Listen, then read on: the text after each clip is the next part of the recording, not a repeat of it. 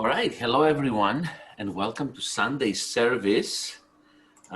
Today is this whole weekend is Labor Day weekend. So I hope you have been enjoying the beautiful weather we've been having. I'm gonna start with some music before we go on with the rest of our Sunday service.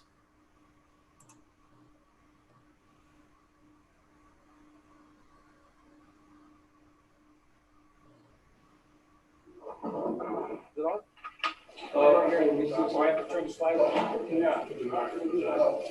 Down, and calm down. Just put it down. Okay.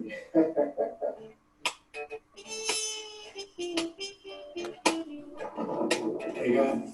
All right. Let's talk about something that ain't dangerous. How about this? Some things may be a little strange for us, but listen to this. Yeah, we could start a new direction, affecting the future ahead. Spreading smiles for miles, a new kind of trend. Want a new style? How about this? Let's talk about something that's courageous. How about this? Let's talk about something that's outrageous. Put this at the top of your list. Yeah, we could start a new direction, affecting the future ahead. Spreading smiles for miles, a new kind of trend. Want a new style? Hey. How about this? Come on, hit me up with the pickup, y'all. If you're stuck and gonna sit at home, Live it up, live it up, live it up for me. you're not alone. We can live this world from quarantine. Pick it up, just pick it up. Take this shot with me. Spread a smile, not something else. 'Cause this world is really needing your help. Spread a smile and nothing more. And we'll show this world it can be restored. You wanna smile? Ooh. How about this?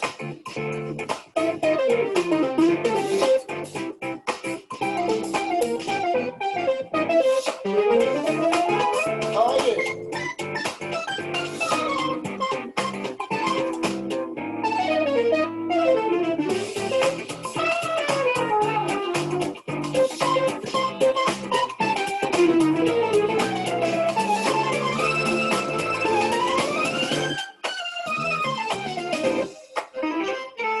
If you're stuck and gonna sit at home, live it up, live it up, live it up with me. We can live this world while quarantined.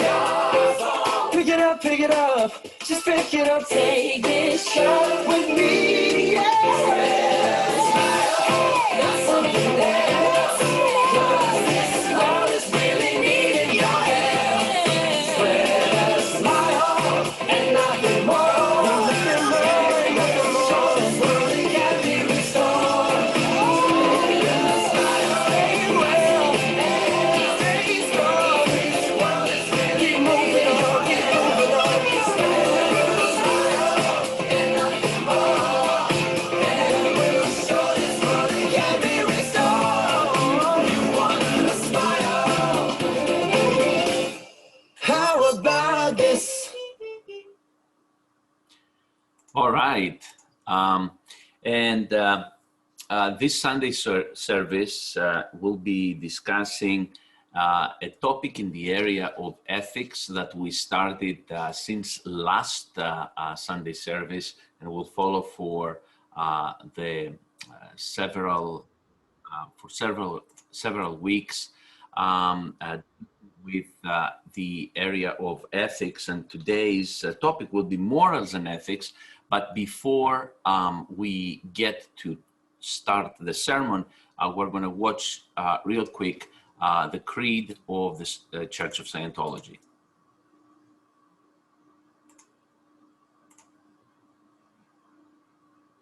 Sorry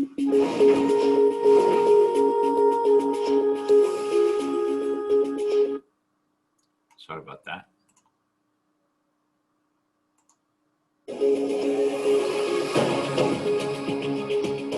We of the church believe that all men of whatever race, color, or creed were created with equal rights that all men have inalienable rights, to their own religious practices and their performance, That all men have inalienable rights to their own lives. That all men have inalienable rights to their sanity, that all men have inalienable rights to their own defense, that all men have inalienable rights to conceive, choose, assist, or support their own organizations, churches, and governments. that all men have inalienable rights to think freely, to talk freely, to write freely their own opinions, and to counter or utter or write upon the opinions of others. that all men have inalienable rights to the creation of their own kind, that the souls of men have the rights of men, that the study of the mind And the healing of mentally caused ills should not be alienated from religion, or condoned in non-religious fields, and that no agency less than God has the power to suspend or set aside these rights, overtly or covertly. And we of the church believe that man is basically good, that he is seeking to survive, that his survival depends upon himself and upon his fellows, and his attainment of brotherhood with the universe.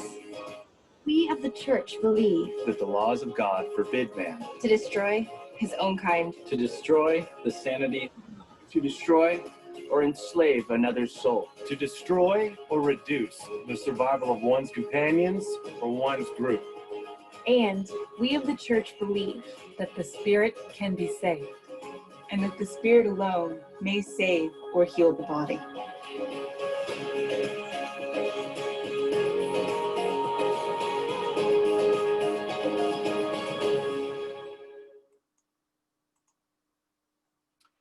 Morals and ethics.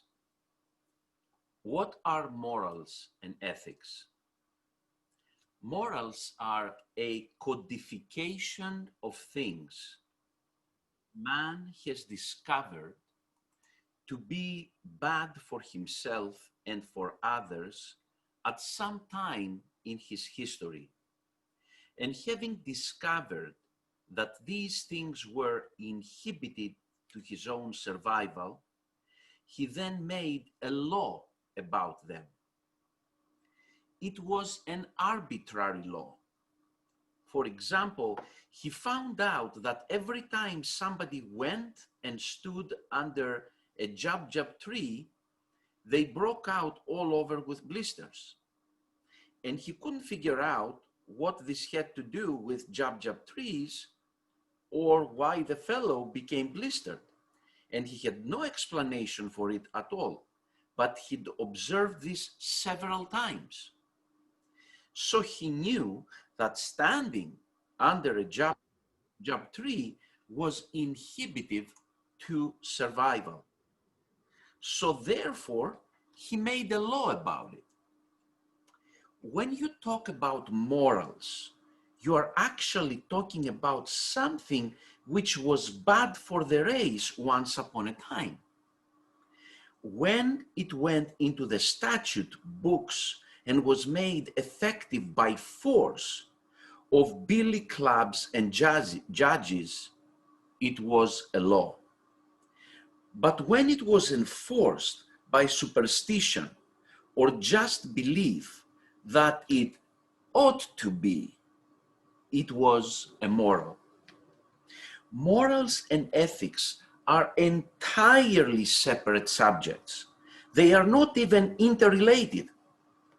Of course, in this decadent age, you open up the dictionary to ethics, and in a big learned statement, there's one word sitting there.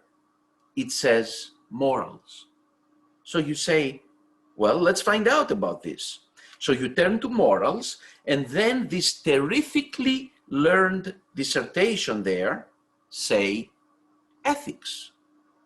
If you want to play around with dictionaries, you'll find out that when two words are being defined one against the other and then back again, you can pretty well conclude that nobody's ever figured them out. Well, it's that case with morals and ethics. The moral is not based upon reason, honesty, codification, good behavior, or anything else. It's based upon the fact that something, sometime or another in history of a race, has been inhibitive to survival, and the powers that be at that time and their successors adjudicated the fact that it ought to be impressed upon people that they shouldn't do this. So they say, if you do this, something bad will happen to you. And they don't even explain what is bad about it. They just say, don't do it. It's immoral. And that ends the whole argument, because if you do something immoral, then the gods are going to get you, or something bad is going to happen. The whole taboo system is simply that. If you want to go into any moral code, you can trace it down to its reason, its cause. You'll find exactly how this action inhibited survival. There was more pain in it than there was pleasure, and therefore it's immoral. The action may be apparently pleasurable, but experience has taught that this apparently pleasurable action actually contains much more pain and distractiveness than it does pleasure. Therefore, it's immoral. You can trace down the track of any moral code, and you'll find that this reasoning was at its basis. Something which is ethical is a reasonable or a reasoning action or behavior which promotes the maximum survival for everyone concerned in it. Ethics are concerned intimately with survival. If this action means survival for, let's say, the individual, the future, the group, it's also ethical, unless it means the destruction of the rest of mankind, at which moment it becomes unethical because that's more affected.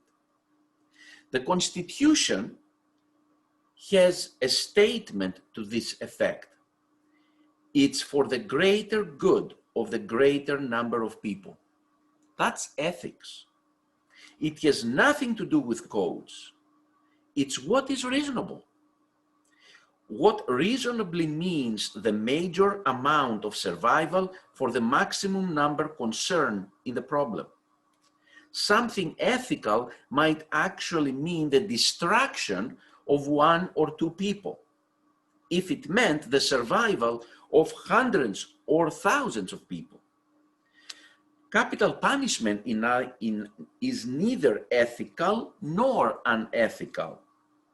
It happens to be a law, a code.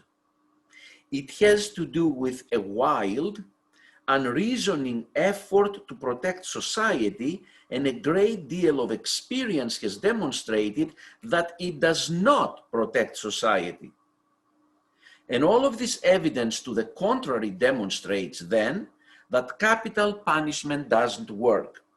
So therefore, it's unethical conduct actually, but it's lawful conduct on the part of the state to administer capital punishment.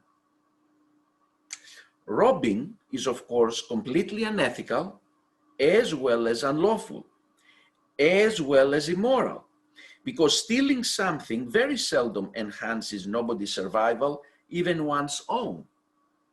The funny part of it is most of the things men steal, they could go out and have if they asked for them. So it isn't acquisition of material things. That isn't the reason men steal. It's purely aberration. Now, if you separate ethics and morals, you begin to see some reason. Your poor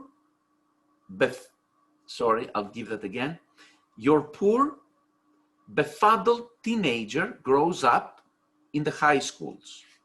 Nobody tells him anything about ethics. Nobody tells him anything about his own survival or his responsibility to the race or himself or anything else.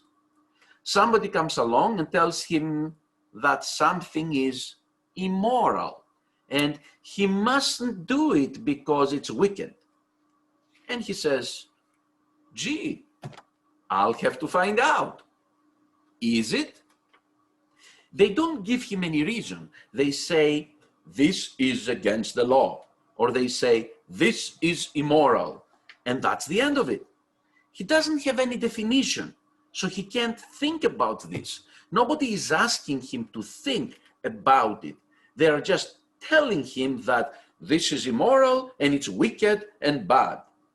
And then they tell him something very strange that he probably can't believe. They probably say, you'll go to hell if you do this.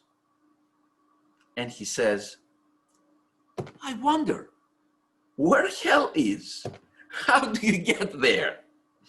In other words, he's completely unimpressed. And by being enforced upon without reason, he becomes unreasonable himself. He is being restrained by something he cannot understand.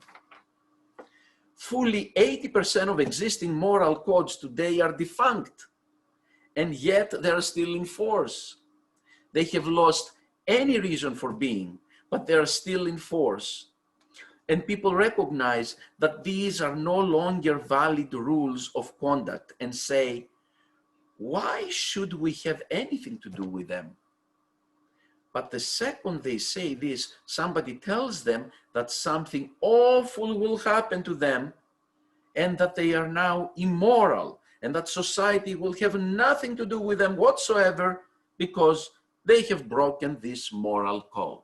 Nonsense.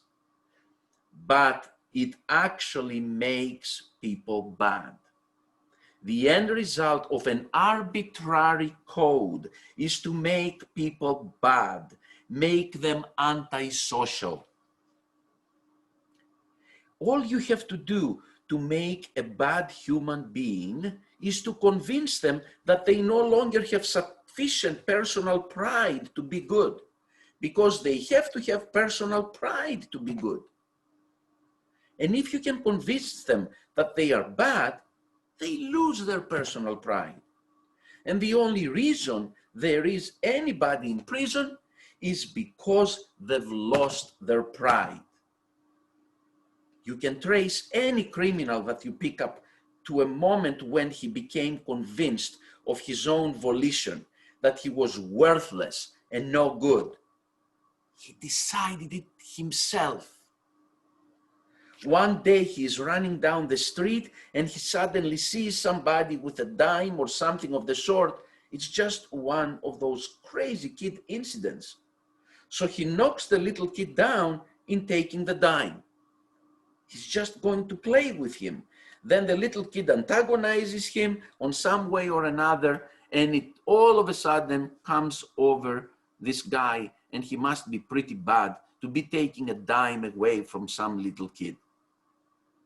He may even give the dime back, but he suddenly has apparently demonstrated to himself that he's no good. And is his course from there on never to take money away from small children? No, it is not. He is absolutely not good. He cannot trust himself anymore. He's worthless.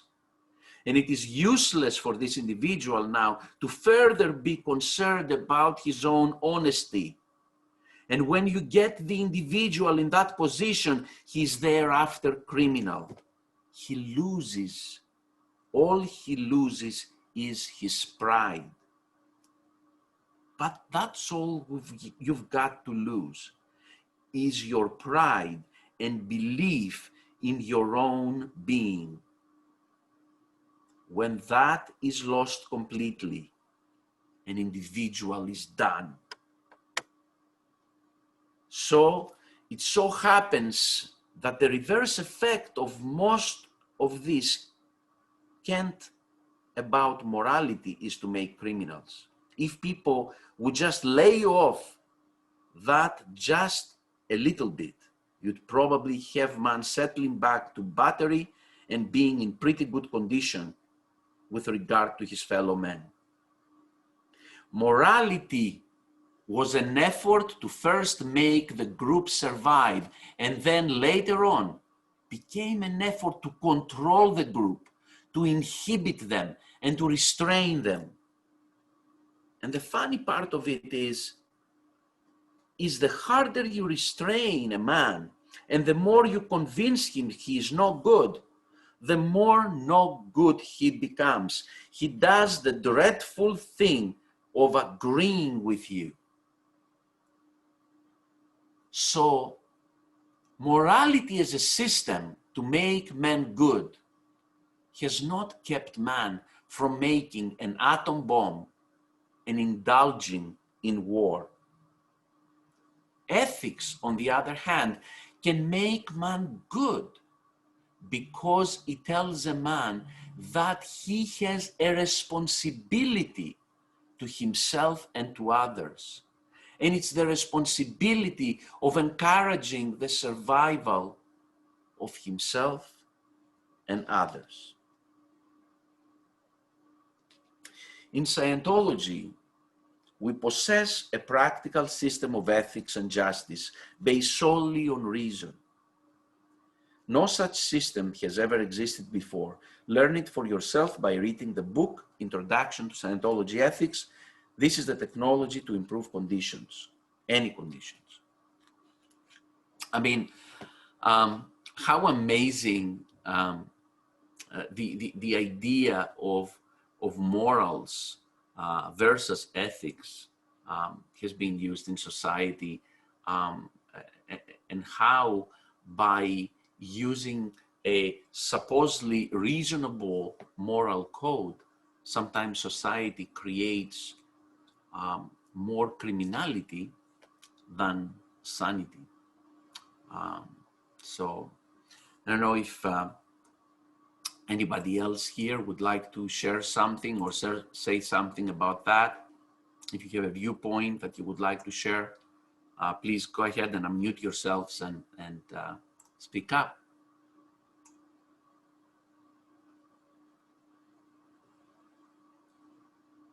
Brian, you are speaking, but you need to unmute. Just click unmute. Hey, Jimmy. There you go. What's up, man? What's up, brother?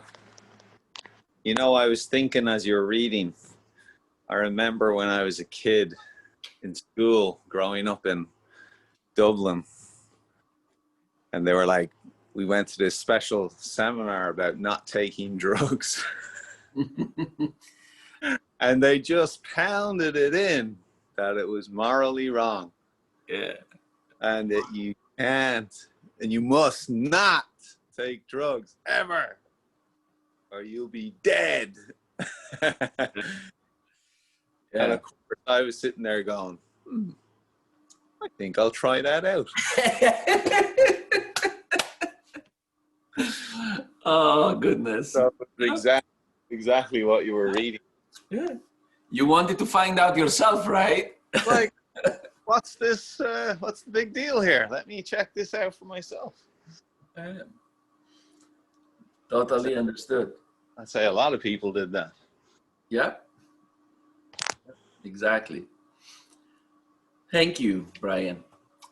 Anybody else would like to share something here? Who I have? I have Norm, I have Leanne, I have Cindy. I have a 914.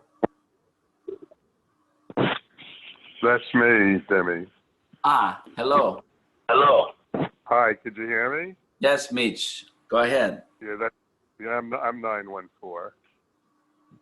Okay. Okay. All right. Excellent. So, yeah, that's basically the morals and ethics story here, and definitely ethics can definitely create a saner life. And I think that the personal integrity essay, LRH's personal integrity essay that I'm going to play right now, it fits so appropriately with today's sermon. So here it goes, and let's enjoy it. I always love this essay. Here we go.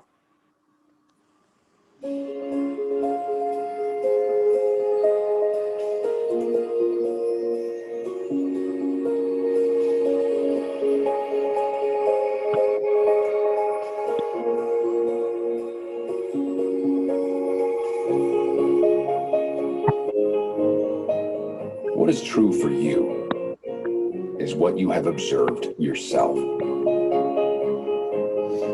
And when you lose that, you have lost everything. What is personal integrity? Personal integrity is knowing what you know. What you know is what you know. And to have the courage to know and say what you have observed. And that is integrity. And there is no other integrity. Of course, we can talk about honor, truth, nobility, all these things as esoteric terms. But they would all be covered very well if what we really observed was what we observed. That we took care to observe what we were observing. That we always observed to observe. And not necessarily maintaining a skeptical attitude, a critical attitude, or an open mind. Not necessarily maintaining these things at all. But certainly maintaining sufficient personal integrity and sufficient personal belief and confidence in self and courage that we can observe what we observe and say what we have observed.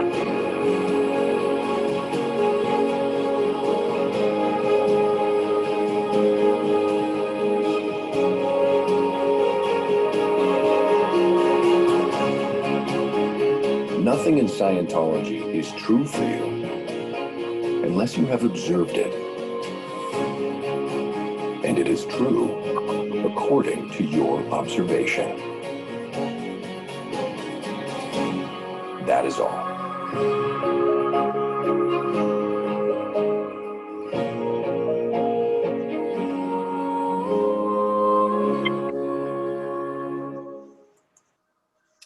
So I don't know about you guys, but every Sunday when we do this Sunday service and I get to hear the creed of the church, the personal integrity essay, or when we read the essay, or then the prayer for total freedom. For me, all these become reminders, and they totally revitalize me on thinking how I'm gonna be a better being for the week ahead, and how I'm gonna make a bigger difference in other people's lives during the week. So it's something that I want to thank you for participating on these Sunday services, because you are giving me the opportunity to be a better being. And with that said, I would like to just let you guys know that on Monday, tomorrow, the OT committee meeting will be at a special time. It will be at 7 p.m. Instead of 6:30 with Wendy. And that on the 13th of September, we have an all USA Ideal Org event at 5 p.m. and on 9/26 there is a Mission Possible Ideal Org event at 7 p.m. Which is a local org event. Please make sure that you confirm for the September 13 event at 5 p.m. It will be a fun event. They are promising to be one of the biggest all USA Ideal Org events that have ever taken place.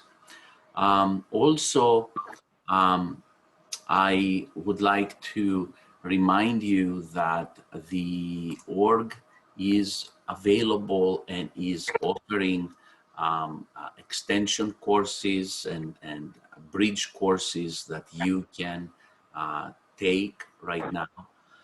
And what I would like to mention here is, look, the org, as you know, has not been reopened yet. Very soon it will, but it hasn't reopened yet. And when an org is not open yet, take it from your own business. Imagine that your own business was not open. You would definitely have some difficulty in regards to meeting your expenses and everything else. So if there is a time that the church needs help in terms of making sure that you're registering for courses and extension courses or your next bridge step, this is the time to do it. So please go ahead and call Mitch. If you don't want to call Mitch because you don't like his face, you can call me anytime. Right, Mitch? Absolutely. A lot of people don't like it. I'm just kidding. Yeah, I'm just kidding. You have the most adorable face, Mitch. You have the most adorable face. All right, I'm just kidding. So yes, please step up and register for your next course.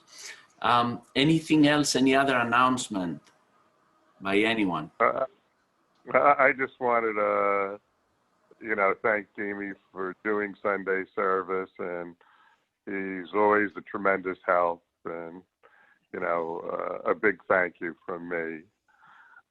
Thank you, Mitch. Thank you. All right. So I know that everybody wants to get back for your long weekend activities, but here is the prayer for total freedom. May the author of the universe enable all men to reach an understanding of their spiritual nature. May awareness and understanding of life expand so that all may come to know the author of the universe. And may others also reach this understanding, which brings total freedom. At this time, we think of those whose liberty is threatened, of those who have suffered imprisonment for their beliefs, of those who are enslaved or martyred, and for all those who are brutalized, trapped, or attacked. We pray that human rights will be preserved so that all people may live and worship freely, so that freedom will once again be seen in our land. Freedom from war and poverty and want, freedom to be, freedom to do, and freedom to have. Freedom to use and understand man's potential, a potential that is God-given and God-like. And freedom to achieve that understanding and awareness, that is total freedom. May God let it be so. LRH. All right. Thank you all for attending Sunday service. Have an absolutely amazing week. See you on OTC committee meeting tomorrow and next Sunday at 12 noon for another Sunday service. Have a great week. Take care, everyone. Thanks, Jamie.